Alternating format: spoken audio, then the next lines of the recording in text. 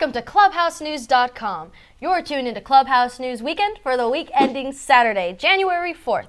I'm Gabriella. And I'm Angelo. First of all, Happy New Year, everyone.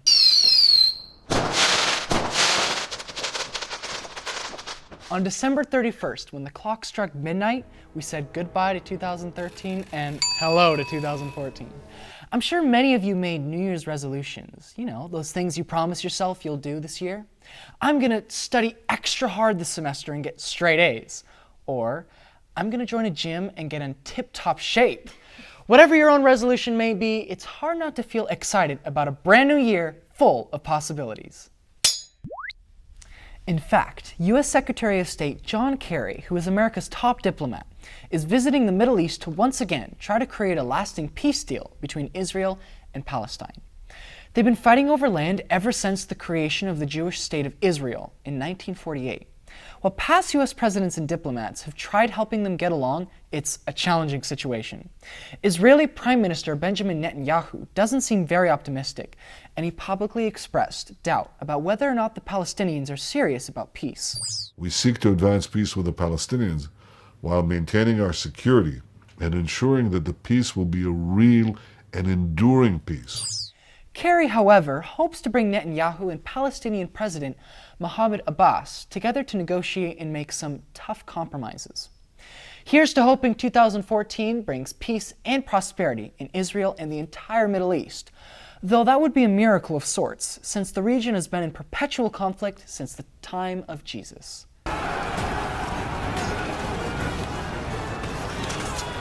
Now that winter is in full swing, the east coast of the United States and Atlantic Canada brace for a nor'easter.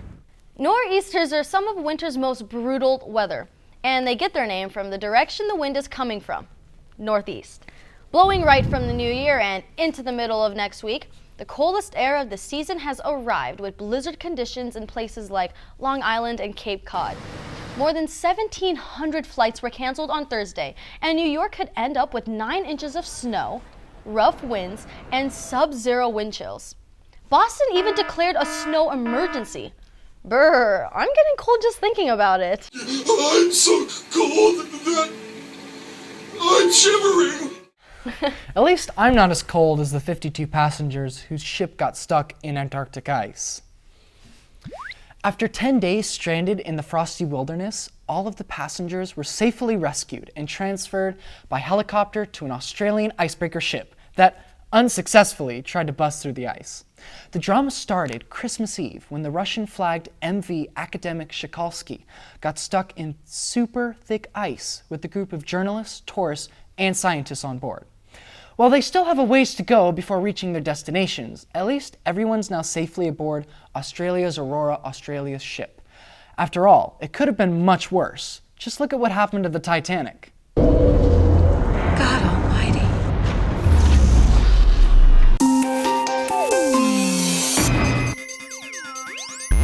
Now this week's Science and Tech News. If one of your goals for 2014 is to learn a new language, you may want to practice with the amazing Sigmo translator. This box-like gadget, which is about the size of an iPhone, lets you have live conversations in 25 different languages. It's kind of like the universal translator device for the Star Trek movies.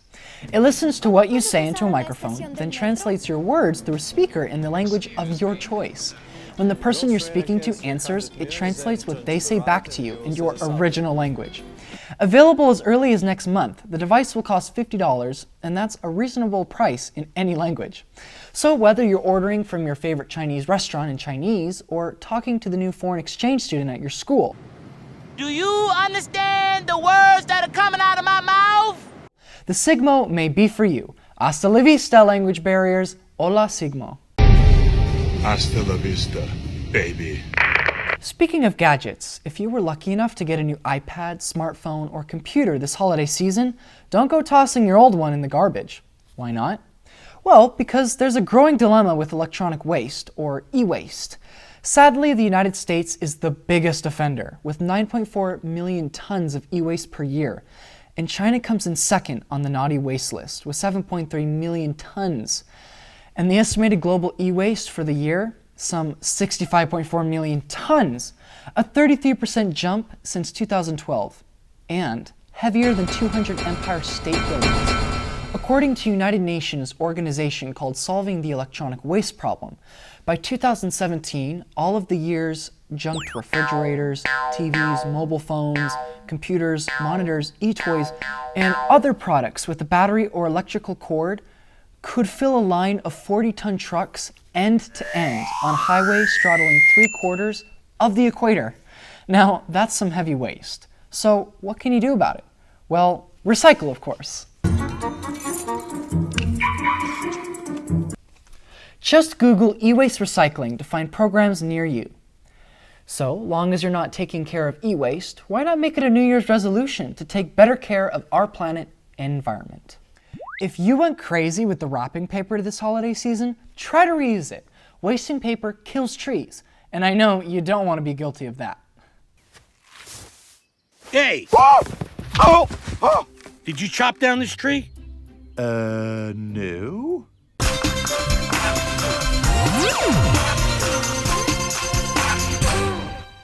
Here's what's happening this week in health and nutrition. One of the most popular kinds of New Year's resolutions to make are promises to take better care of your body with more exercising and healthy eating choices. So, to kick things off for our health and nutrition segment, try to avoid eating sugary sweets. Not only do you risk becoming obese or coming down with diabetes, but your teeth may develop cavities. If you're a die-hard sweet tooth, however, German scientists from the Organo Company are developing anti-cavity candy using a strain of bacteria known as mutant streptococci that loves eating sugar just as much as we do. Now, that doesn't change the fact that candy's terrible for you, but at least it offers hope for all you candyholics. I love chocolate. And for all you tired kids out there, worn out from your winter break vacations, here's some good advice. Get good, quality sleep. As school comes back in session from winter break, it's especially important to get good sleep so you can stay awake during class. Pay attention to the board. So take a nap if you have to, just not in class. Try and sleep at the same time every night, 7 days a week. And while it might be tempting to sleep in on the weekends, I mean, who doesn't like doing that? But according to sleep experts, this will just throw off your natural biological clock, causing a yo-yo effect, since your body's never sure when it's time to sleep. Now, this could lead to daytime drowsiness, slower reaction times, less brain power, bad moods, and a lack of energy. So if you're up late browsing Instagram or posting on Facebook, don't. Electronics stimulate the brain, making it harder to get to sleep. So at night, turn your electronic gadgets off and go to sleep. A little rest and you'll be at your best.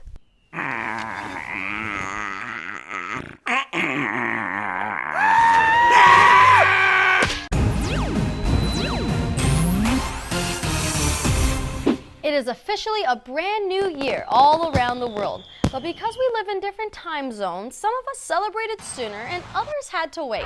The first country to enter 2014 was the Republic of Kiribati. It is an island nation that lies just west of Hawaii in the Pacific Ocean, and Hawaii happens to have been the last place to celebrate the New Year's. The funny thing about this is that even though they are right next to each other, if you were trying to fly to Kiribati from Hawaii, you would arrive before you left home. I know, this sounds confusing, but it's because you would be crossing the international date line. The next major city to celebrate was Auckland, New Zealand, followed by Sydney, Australia, just 2 hours later and right in the middle of their summer. More than 1.6 million people turned out to watch fireworks over the Sydney Opera House in nearby Harbour Bridge. In Japan, some celebrated by eating noodles and seafood, thought to bring good luck in 2014. And in Taipei, Taiwan, they celebrated with a 6-hour concert and $1 million worth of fireworks launched from the city's landmark skyscraper, Taipei 101. Dubai created what is called the world's greatest fireworks show, igniting 500,000 fireworks that aim to set a new world record, besting last year's record of 77,000 fireworks in Kuwait. Cape Town, South Africa had a particularly poignant celebration. which included a tribute to anti-apartheid leader Nelson Mandela, who died December 5th.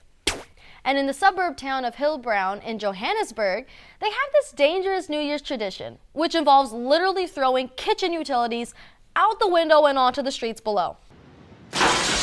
Out of my sight! London welcomed 2014 with a mixture of futuristic fireworks and torchlit tradition. This year's explosive display came packed with peach-flavored snow, edible banana confetti, and orange-scented bubbles as they watched fireworks over Trafalgar Square.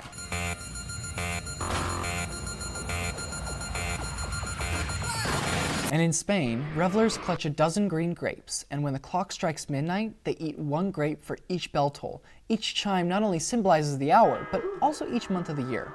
Eat all 12 by the clock's last toll, and you will have good luck for the rest of the year. The century-old tradition has an even stranger twist. While eating the grapes, you must wear red underwear. Rio de Janeiro and other parts of Brazil will send flowers out to sea in honor of the sea goddess Yamanaja. In the United States, there were parties from coast to coast. New York celebrates with the drop of the famous crystal ball at Times Square. The square was packed for over 12 hours with more than 1 million horn-tooting, hat-wearing revelers.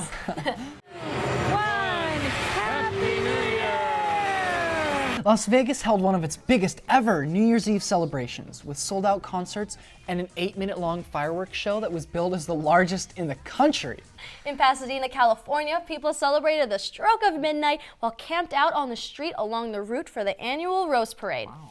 Yeah, the Rose Bowl follows the parade, and which is one of several postseason college football games played on the New Year.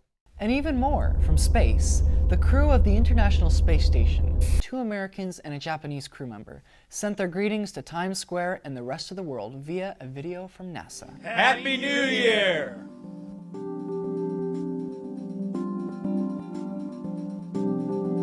And finally, almost a full day after Kiribati, Hawaii said aloha to 2014. Hawaiians hang loose with elaborate luau's and spectacular firework displays at midnight. Happy New Year from all of us at ClubhouseNews.com.